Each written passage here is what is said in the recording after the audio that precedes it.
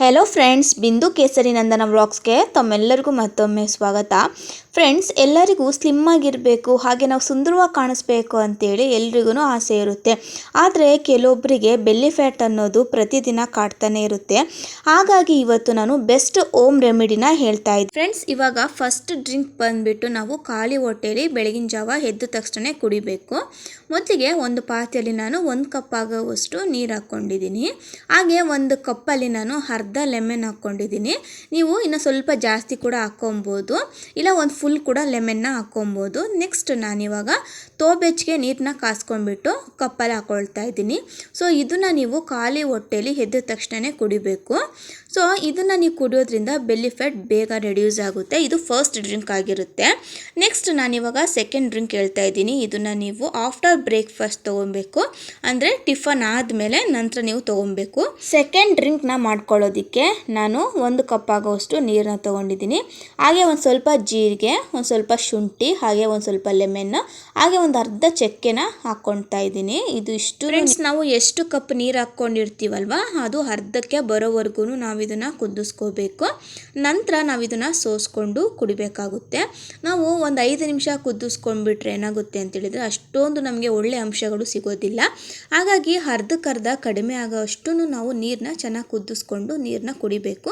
Friends, ಇದನ್ನು ನೀವು after breakfast ನೀವು ಪ್ರತಿದಿನ ತೊಗೊಬೇಕು. ಇದನ್ನು 7 ಡೇಸ್ ನೀವು ಮಾಡ್ತಾ ಬಂದರೆ ನೀವೇ ನಿಮ್ಮ ಬೆಲ್ಲಿ ಫ್ಯಾಟ್ನ ನೀವು ರೆಡ್ಯೂಸ್ ನೋಡ್ಕೊಬೋದು. ಇವಾಗ ನಾನು ಥರ್ಡ್ ಡ್ರಿಂಕ್ ಬಗ್ಗೆ ಹೇಳ್ತಾ ಇದ್ದೀನಿ. ಇದನ್ನು ನೀವು ಕಾಫಿ ಟೀ ಬದಲು ಇದನ್ನು ಪ್ರತಿದಿನ ಈವ್ನಿಂಗ್ ನೀವು ಕುಡಿಬೇಕಾಗುತ್ತೆ. 4 ರಿಂದ 5 ಗಂಟೆ ಒಳಗೆ ಇದನ್ನು ಕುಡಿಯೋದು ಒಳ್ಳೆಯದು. ಕಾಫಿ ಟೀ ಬದಲು ಇದನ್ನು ಮಾಡ್ಕೊಂಡು ಕುಡಿಬೇಕು. ಸೊ ಇದಕ್ಕೆ ನಾನು 1 ಕಪ್ ನೀರಿಗೆ ಒಂದು ಅರ್ಧ ಲೆಮನ್ನು ಹಾಗೆ ಒಂದು ಅರ್ಧ ಶುಂಠಿ ಹಾಕ್ಕೊಂಡಿದ್ದೀನಿ. ಇದನ್ನು ಅಷ್ಟೇ ಒಂದು ಹಾಫ್ ಅಂದರೆ 1 ಕಪ್ಪಲ್ಲಿ ಅರ್ಧ ಬರೋವರೆಗೂ ಕುದಿಸ್ಕೊಂಡು ನೆಕ್ಸ್ಟ್ ಇವಾಗ ನಾನು ಇದನ್ನು ಸೋಸ್ಕೊಳ್ತಾ ಇದ್ದೀನಿ. ಸೊ ನೀವು ಇದನ್ನು ಸೋಸ್ಕೊಂಡು ಕೂಡ ಕುಡಿಬೋದು. ಇಲ್ಲ ಅಂದರೆ ಒಂದು ಅರ್ಧ ಲೆಮನ್ ಏನು ನಾವು ಸೋಸ್ಕೊಂಡಿದ್ವಲ್ಲ ಆ ಲೆಮನ್ನ ಅದೇ ರೀತಿಯೇ ಇಟ್ಕೊಂಡು ಒಂದು ಸ್ವಲ್ಪ ಕುಡಿಬೇಕಾದ್ರೆ ನೀವು ಸ್ವೀಸ್ ಮಾಡ್ಕೊಂಡು ಕುಡಿಬೋದು. ಅದು ಕೂಡ ಹೆಲ್ತ್ ಬೆನಿಫಿಟ್ಗೆ ತುಂಬ ಚೆನ್ನಾಗಿ ಉಪಯೋಗ ಆಗುತ್ತೆ. ಸೊ ಫ್ರೆಂಡ್ಸ್, ಇದನ್ನು ನೀವು ಈವ್ನಿಂಗ್ ಡ್ರಿಂಕಾಗಿ ನೀವು ಕುಡಿಬೇಕಾಗುತ್ತೆ. ಸೊ ನಾನಿವಾಗ ಫೈನಲ್ ಡ್ರಿಂಕ್ ಅಂದರೆ 4th ಡ್ರಿಂಕ್ ಬಗ್ಗೆ ಹೇಳ್ತಾ ಇದ್ದೀನಿ. 4th ಡ್ರಿಂಕ್ನ ನೀವು ಆಫ್ಟರ್ ಡಿನ್ನರ್ ಅಂದರೆ ಊಟ ಆದಮೇಲೆ ಲಾಸ್ಟ್ ಇನ್ನೇನು ಮಲಗೋಕೆ ಒಂದು ಅರ್ಧ ಗಂಟೆ ಇರುತ್ತೆ ಅಂದ್ಕೊಳ್ಳಿ, ಆಗ ಇದನ್ನು ಮಾಡಿಕೊಂಡು ಕುಡಿಬೇಕು. ತುಂಬ ಒಳ್ಳೆಯ ಹೆಲ್ತ್ ಬೆನಿಫಿಟ್ ಇದೆ. ಯಾವ್ದು ಮರೆದ್ರೂ ಇದನ್ನು ಮರಿಬೇಡಿ, ಯಾಕಂದರೆ ನಾವು ಆದಷ್ಟು ವೆಯ್ಟ್ ಲಾಸ್ ಆಗೋದು ರಾತ್ರಿ ಹೊತ್ತು. ಹಾಗಾಗಿ ಇದಕ್ಕೆ ನಾನು ಒಂದು ಕಪ್ ಆಗುವಷ್ಟು ನೀರು ಹಾಕ್ಕೊಂಡು ಒಂದು ಸ್ವಲ್ಪ ಜೀರಿಗೆ, ಹಾಗೆ ಒಂದು ಸ್ವಲ್ಪ ಲವಂಗ, 2 ಲವಂಗ ಅಂದ್ಕೊಳ್ಳಿ, ಹಾಗೆ ಒಂದು ಅರ್ಧ ನಾನು ಸ್ಟಾರ್ ಹೂವು ಬರುತ್ತಲ್ಲ, ಸೊ ಇದನ್ನು ಅಷ್ಟೇ ನೀರು ಅರ್ಧ ಕಪ್ ಆಗೋವಷ್ಟು ಚೆನ್ನಾಗಿ ಕುದಿಸ್ಕೊಂಡು ರಾತ್ರಿ ಮಲಗೋಕ್ಕೆ ಒಂದು ಅರ್ಧ ಗಂಟೆ ಇದ್ದಾಗಲೇ ನೀವು ಇದನ್ನು ಮಾಡಿಕೊಂಡು ಕುಡಿದು ಮಲ್ಕೊಬೇಕು. ತುಂಬ ಒಳ್ಳೆ ಹೆಲ್ತ್ ಬೆನಿಫಿಟ್ ಇದೆ.